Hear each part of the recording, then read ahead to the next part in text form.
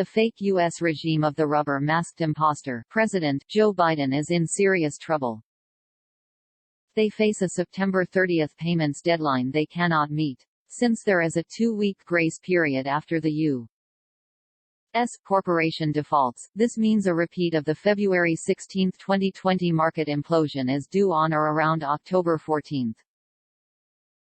That is why U.S. Treasury Secretary Janet Yellen is publicly warning the U.S. will default on its national debt in October, MI6 sources say. This is also why Biden called Chinese President Xi Jinping last week.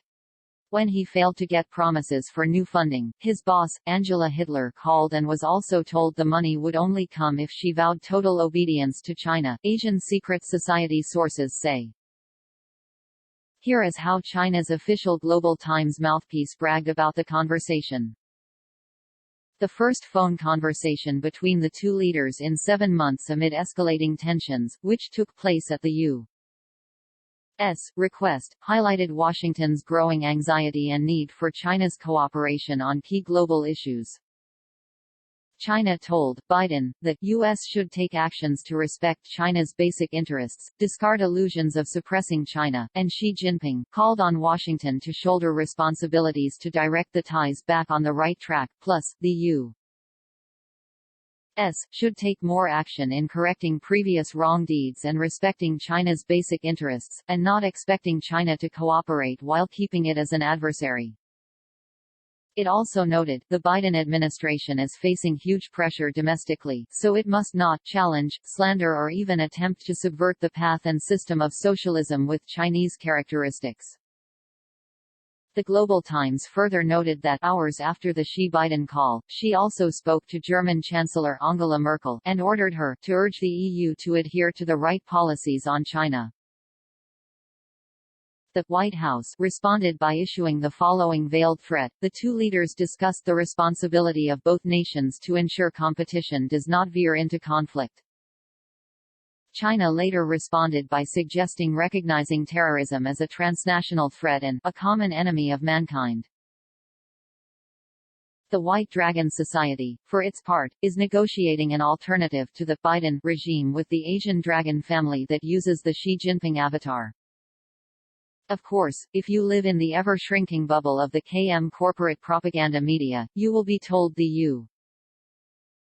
U.S. is withdrawing from the Middle East in order to focus on China. However, since the fake U.S. Biden regime depends on Chinese money for survival, they are trying to convince people that China is going to finance their war against China. As Qin Gang, China's ambassador to the United States, told a group of U.S. leaders last week, the U.S. government is depicting China as its rival and imaginary enemy, just like when Don Quixote tilted at windmills. Treasury Secretary Janet Yellen on Wednesday warned congressional leaders that the U.S. is on track to default on the national debt in October if the White House and Congress are unable to raise the debt limit. In a Wednesday letter, Yellen said that the Treasury Department would likely run out of cash and exhaust extraordinary measures to keep the federal government within its legal borrowing limit at some point next month. Once all available measures and cash on hand are fully exhausted, the United States of America would be unable to meet its obligations for the first time in our history, Yellen said.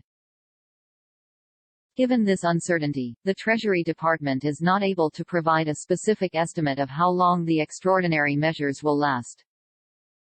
However, based on our best and most recent information, the most likely outcome is that cash and extraordinary measures will be exhausted during the month of October, she continued.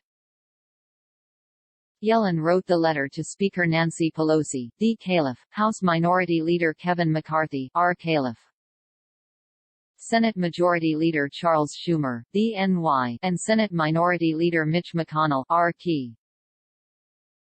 The Treasury Department has taken so-called extraordinary measures to prevent the U.S. from defaulting on the national debt since the federal debt limit was reimposed on August 1. If the Treasury Department runs out of ways to stave off a default without borrowing more money, the inability of the U.S. to pay its debts could send debilitating shockwaves through the financial system.